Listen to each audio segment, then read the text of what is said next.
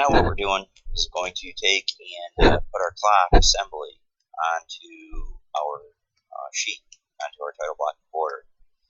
So I'm going to go to open, and I want to go to where my title block and border is. So here's Mr. A border. That's what we saved. In fact, when we set up our title block border, that was our default border.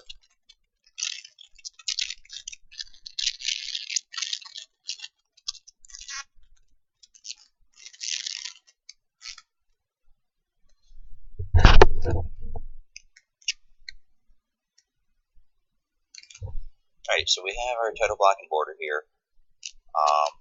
What I want to do is I want to take and I want to place my views. So I'm going to go to my base, and I want to find my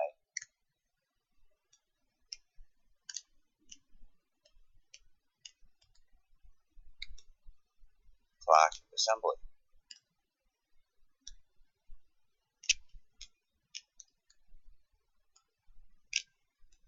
I want to open it.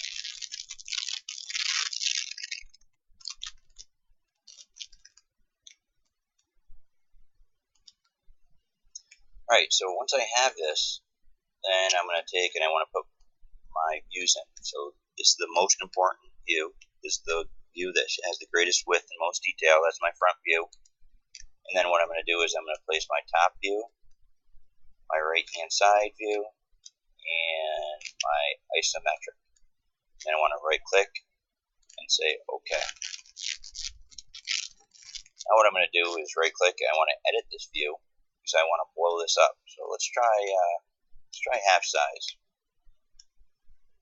Alright, that looks good. How about let's do 3/4 size. So I'll do a 0.75. Oh, that looks kind of big. So let's stick to half. Alright, so I want to make sure that I get everything on paper. You know, make sure our title block isn't being affected by our drawing. It still kind of looks big, so let me just take a look at this. Yeah, so it changed it to half for some reason. It did not change before. So I'll get these oriented. Now what I want to do is I want to put some dimensions on. So I want to go to annotate. I want to go to the dimensions. Actually, before I even do that, what I want to do is I want to put my hidden lines and stuff in. So I want to go to Edit View, and I want to select Hidden Lines and say OK. So here are my hidden lines. You can see that recess where that clock is going to go. While I'm over here, I want to edit this view too, and I'm going to make that, let's try a half.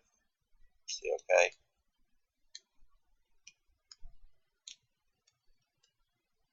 Get that in there. I also want to take and I also want to make this shaded. So make it colored. Okay. Now what I can do is add dimensions. So to add dimensions, remember we want to start at one point and we want a dimension across our drawing. So our first dimension right here, that was that 1/4 inch chamfer that I put on.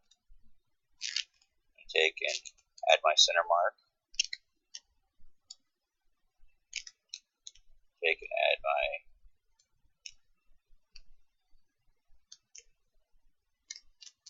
center line. Same thing here.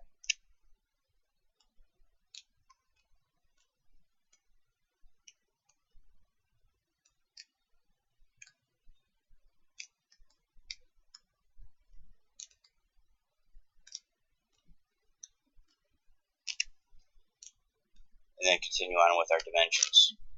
So Start at this point again, go from here to here, bring it up until it's dotted.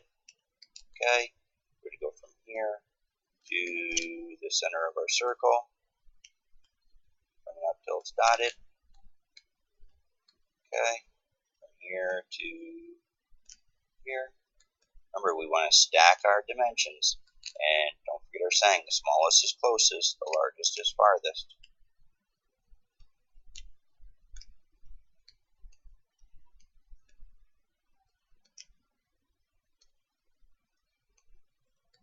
Okay, now for our width, that's complete. Now let's do our height. We'll start right at the bottom here, drag it out till it's dotted.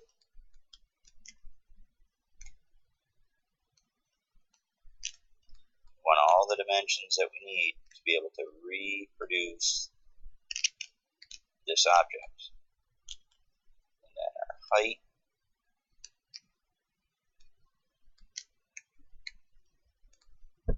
Okay, so now I have my width, I have my height. The only thing I need is my depth. For my depth, we can either go on our top view or the right hand side view. I'm going to do the top view.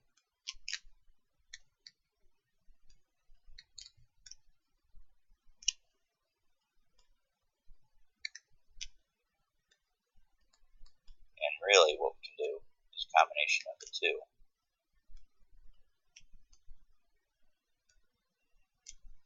So if I'm running out of room here, what I can do is just go right down to here. So I have everything dimensioned from the back.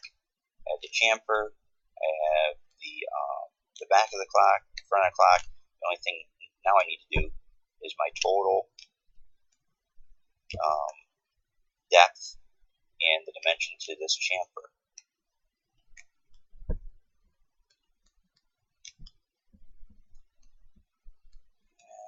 I'm running out of room here, so what I'll do is I'll put this in, and then I'll just tweak this a little bit. So what I'll do is I'll just move this down just a touch.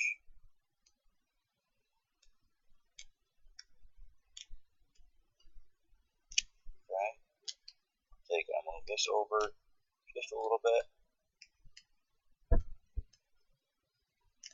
move this over just a touch. There we go. Okay, the only other thing I need is I need a dimension for this circle. Okay, and that's my total project. So what I want to do is I want to make sure that I'm going to save this. I want to save it and export it as a PDF, and I want to submit it through Edmodo. Alright guys, good luck, and that's it.